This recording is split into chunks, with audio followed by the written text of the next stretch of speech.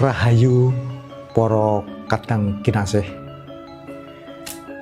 Faktanya banyak sekali ilmu-ilmu para leluhur di Nusantara ini. Namun masih sedikit yang diketahui anak keturunannya di negeri ini. Salah satunya ilmu tentang pengobatan nenek moyang Nusantara yang luar biasa, dan semua bahannya ada semua di negeri ini tanpa impor sama sekali. Mari kita simak perbincangan singkat tentang ilmu pengetahuan peninggalan leluhur Nusantara di episode pertama ini. Selamat menyaksikan. Ada salah satu manuskrip dan juga ada tradisi, yaitu pola kesehatan di masa Jawa klasik mulai tahun 1300 sampai tahun 1700. Oke, 1000. Tentang yaitu jambi.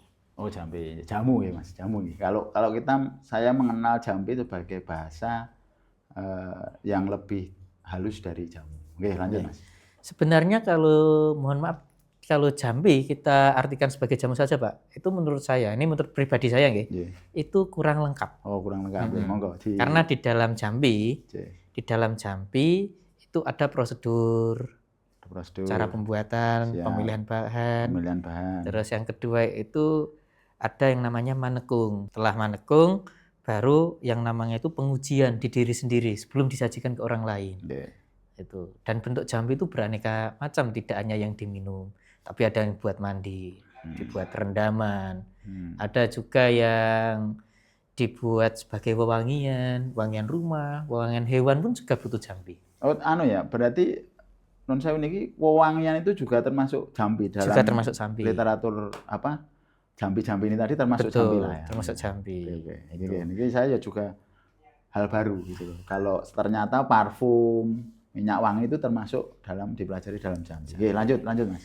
Nah, kebanyakan kan zaman sekarang yang kita tahu obat kan cuma ditelan, diminum. Ya, tapi kalau zaman dulu berdasarkan naskah Usada yang terdapat di Kelengkeng Bali ditulis tahun 1239 Masehi, itu dikatakan bahwasannya Raja Buleleng saat itu sedang mengalami penyakit amyan. Amyan itu sejenis bisul tumbuh. Oh, bisul tumbuh. Jadi bisa dikatakan sebagai tumor ganas lah. Ya. Kemudian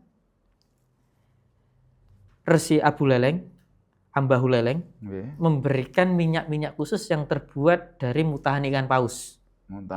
Ambar. Kalau zaman sekarang kita bilangnya ambar.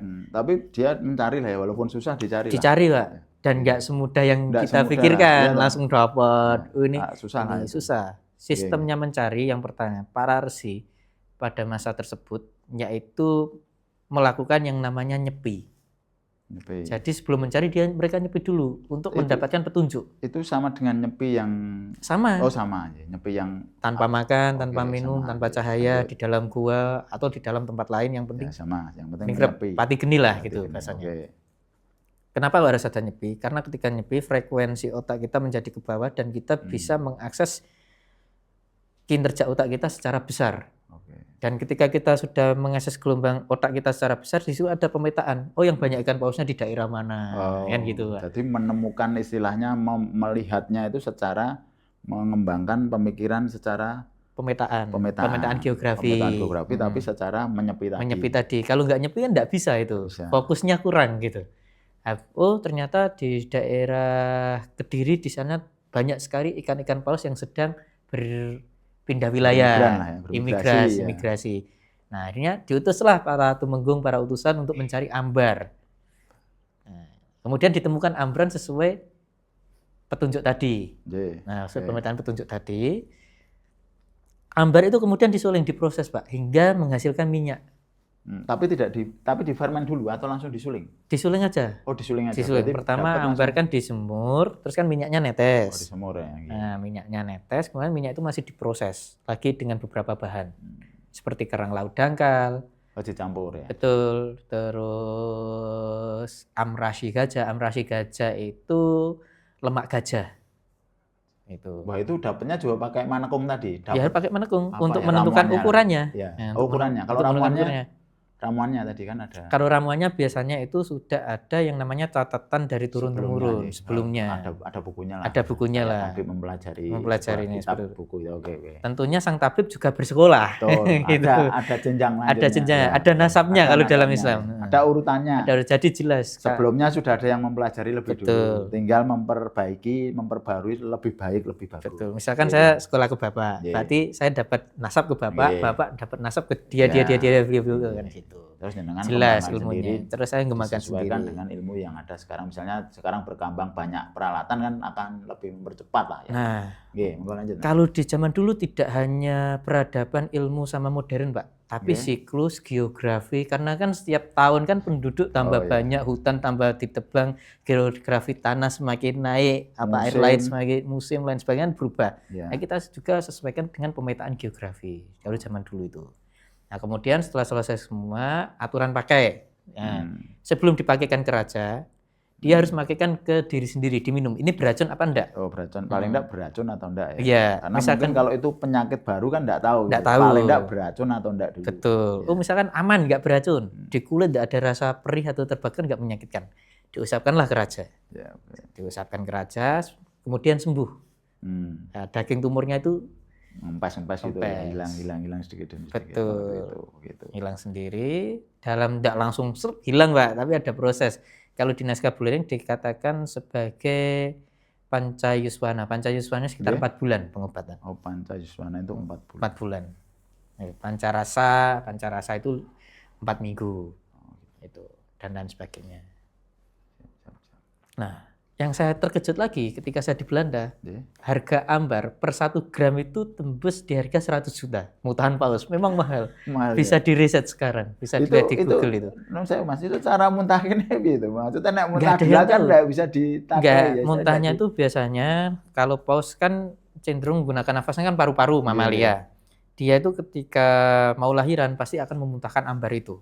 Berarti dicari paus-paus yang mau lahiran. Nah, makanya kan ada pemetaan geografi tadi. Biasanya paus yang sedang migrasi itu banyak itu. Itu harganya kalau 1 kilo itu dapat Fortuner 10. Muntahnya saja. Muntahnya saja. Pausnya ora ganggu. Enggak pakai muntahnya. Atau disebut muntahnya. Kemudian untuk menjadi seorang penyembuh atau tabib, itu di dalam naskah Jampi itu dikatakan nggak mudah, Pak. Misalkan di era Majapahit tahun 1350, era Hayam Wuruk lah. Ada peraturan ketat di Undang-Undang Utara Manawa, pasal 231, ayat 1, itu berbunyi, barang siapa yang tidak mengetahui tentang penyakit.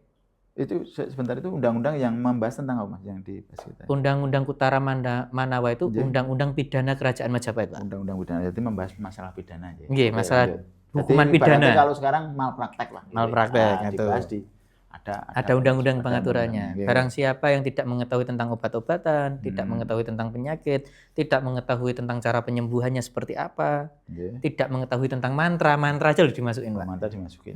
Mantra dimasukin. Tidak mengerti tentang mantra atau doa.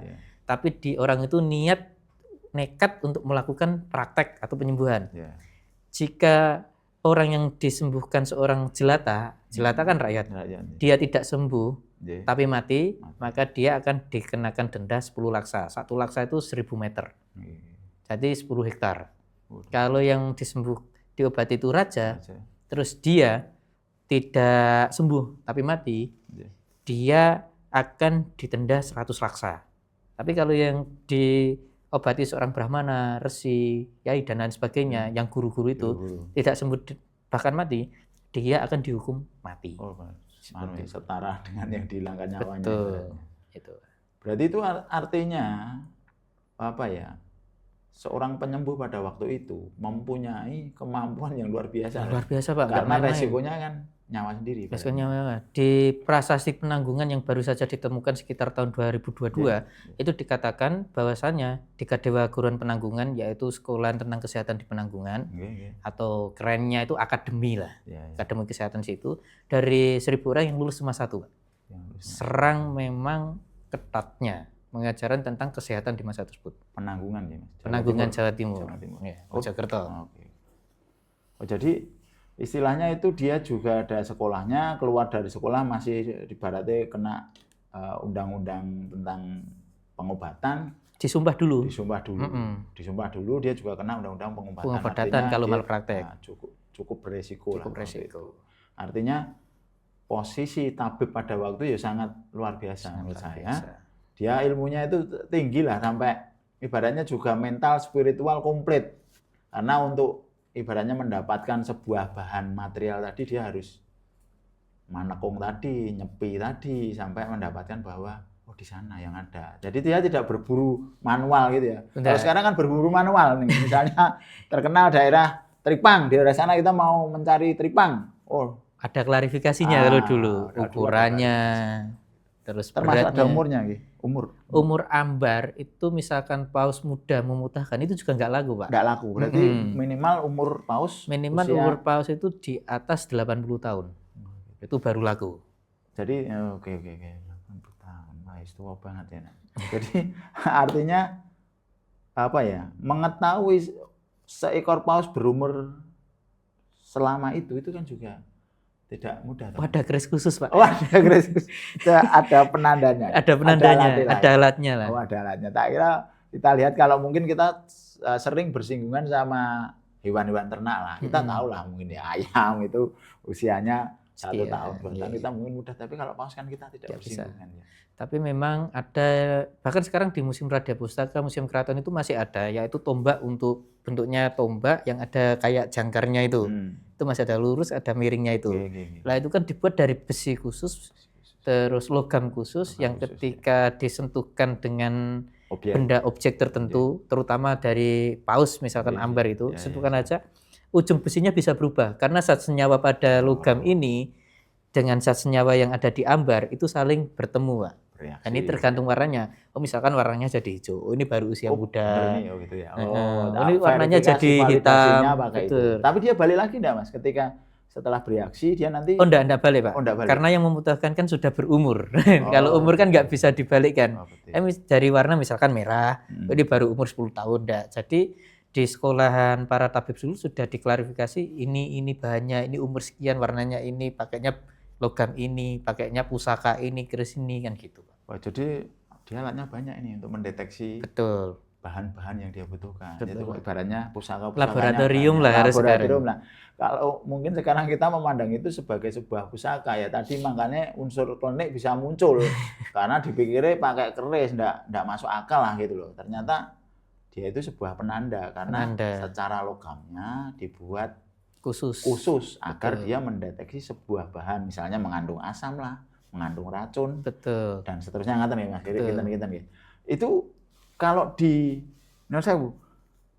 senjata yang untuk mendeteksi itu disebut apa? Maksudnya ada enggak kajiannya bahwa itu senjata khusus pengobatan? Maksud itu alat pengobatan gitu loh. Bukan untuk berperang, bukan untuk yang lain-lain. Sebenarnya kalau kita di bidang kesehatan ketika membahas pusaka itu dinamakan sebagai batra. Batra itu perantara. Ya, jadi perantara untuk mengetahui kandungan dari suatu bahan yang akan kita gunakan sebagai obat seperti ini. Dia disebut batra.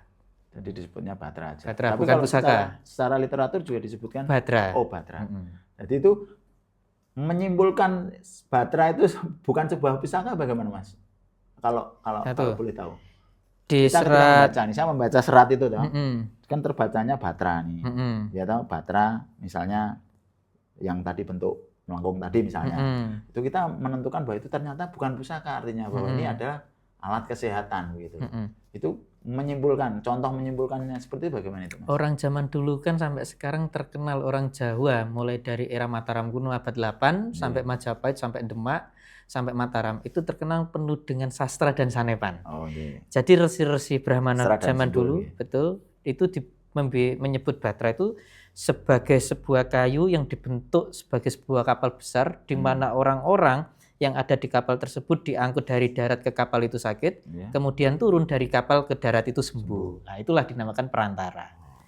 Nah, itu.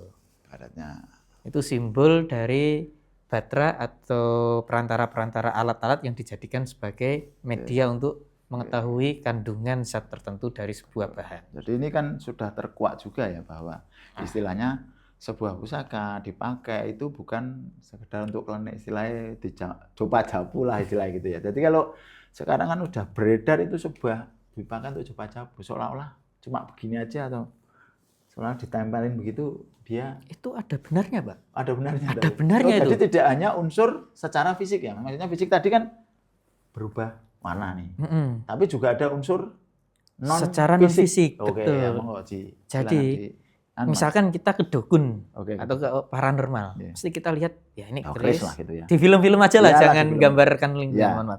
Kita di film-film keris, kemenyan, itu ternyata ada ilmiahnya. Ketika misalkan saya punya keris pamornya itu jelarak sineret. Nah, terus metalogamnya itu terbuat dari galih asem misalkan yang sudah mengeras dan umurnya sudah 800 tahunan. Yang saya padukan dengan beberapa bebatuan yang mempunyai logam, unsur logam di dalamnya. Dan unsur logam ini ternyata mengandung beberapa zat kimia, ketika ketemu dengan asap, zat kimianya itu bisa mengepul atau menyeruak. Dan ketika kita hirup, organ sinus kita itu bisa mengalami sebuah penetrasi atau perangsangan. Nah, disitulah dari penangsangan ini kembali ke syaraf otak, syaraf tulang belakang menuju ke otak. Disinilah kita itu nanti akan merasakan sebuah gerakan-gerakan syaraf otak yang dimana itu bisa mempercepat suatu proses pembaruan sel-sel dalam tubuh. Seperti itu, Pak. Jadi sebenarnya ada kajiannya ya. Ada kajian ilmiahnya. Dia akan membangkitkan sebuah kromosom, rangsangan ke otak. Jadi dia mempercepat proses penyembuhan. Bagaimanapun otak juga memberikan sumbangsi yang besar untuk sebuah penyembuhan. Betul. Kemudian setelah keris, jenengan pernah ngerti sembur cilian kula niku. Saya dulu pernah, Mas, ada istilahnya di lokalisasi itu ada yang melakukan itu gitu. Jadi ketika di lokalisasi ada yang kena ibaratnya penyakit yang kayak herpes itulah. Herpes. Diambil yang suruh sembur suhu itu Mas, inangnya yang paling mbok-mbokannya yang paling tua. Itu dia yang nyuruh nyembur, kasih ikan sama dia sembur. Itu ya sembuh, Mas. Di sebuah lah ya. Ini contoh sebuah cerita lah ya gitu ya. Itu sebenarnya secara itu apakah karena itu memang karena dia tua, karena ada coba jabunya, atau karena memang ada kajian ilmiahnya, Mas? Itu bagaimana? Orang Jawa zaman dulu kan di meja selalu sedia kendi. Kendi kan diisi air. Meskipun orang zaman dulu tidak selalu memasak airnya atau tidak selalu merebus airnya karena airnya masih murni, alami. Dan ketika air yang ditaruh dalam kendi dan ditaruh di atas genting kan ada diimbun. Itu ternyata proses fermentasi, Pak. Jadi fermentasi air. Betul, fermentasi air, terutama kendinya kan dari tanah liat. Dan di dalam tanah liat itu tekanan udara sama endapan oksigennya bisa mempengaruhi siklus masa air. Dan ketika siklus masa air ini berubah, berarti bakterinya itu juga akan berevolusi atau berubah. Demitnya atau lembutnya itu berubah. Lembut lah ya. Kenapa kok selalu penampakan di malam hari? Itu ada benarnya. Karena lembut atau bakteri bergerak cepat ketika malam hari. Oh gitu. Jadi secara dia aktif di malam hari. Betul. Air liur manusia kan punya beberapa ratus bakteri di dalam mulut kita. Itu ada banyak sekali bakteri.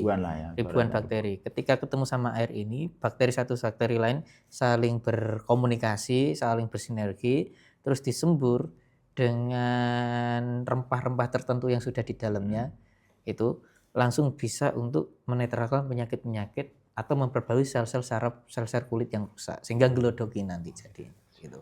Jadi sebenarnya mungkin ada ya nek penyakitnya nggak parah mungkin ya cukup air putih aja lah. Air putih ada. Sini gitu ibaratnya cukup disemburin lah. Tapi karena memang kumurnya, Pak. Sistem kumur sembur itu beda. Oh beda. Ada teknisnya. Kalau kita misalkan kumur. Coba berikan. Kita kumur air. Ini. Kalau kumur enggak. Ada yang kiri dulu. Ini untuk penyakit bisul kiri. Terus kanan, kemudian atas bawah sembur gitu. Disinergikan dengan bakteri yang ada di mulut, yang ada di dinding pipi ini kan bakteri kanan kiri beda semua ini. Terus penyakitnya demam, ambil daun dikunyah itu, daun khusus dikunyah dan kunanya ada sistemnya. Kunanya ada di atas lidah, ganti belakang lidah, terus dibubukkan, dah selesai. Selanjutnya mungkin kita cukupkan sekian dulu, Mas, karena kajiannya itu sangat luas sih ternyata. Jadi kalau kita mau ngobrol itu ya sampai pagi nggak selesai kelihatannya. Begitu luasnya pengetahuan itu, belum ibaratnya tentang diri panjenengan, tentang mempelajari hal tersebut aja itu masih bisa digali luar biasa ini. Jadi ini sebagai prolog kita berkenalan tentang ilmu-ilmu peradaban gitu. Ilmu leluhur. Ilmu peradaban leluhur ya. Mungkin sebuah pembuka yang sangat baik Mas Prasetyo. Gitu. Sekali lagi rawuhe kula matur nuwun sanget niki wonten ing Dinus TV. Mugi-mugi sanes wekdal kita bisa berjumpa lagi, tak datangkan lagi ke sini, ampun sungkan-sungkan, ampun kapok istilahnya ngoten. Jadi begitu Mas Prasetyo. Sekali lagi rawuhe matur nuwun. Ngaten Mas Prasetyo. Siap.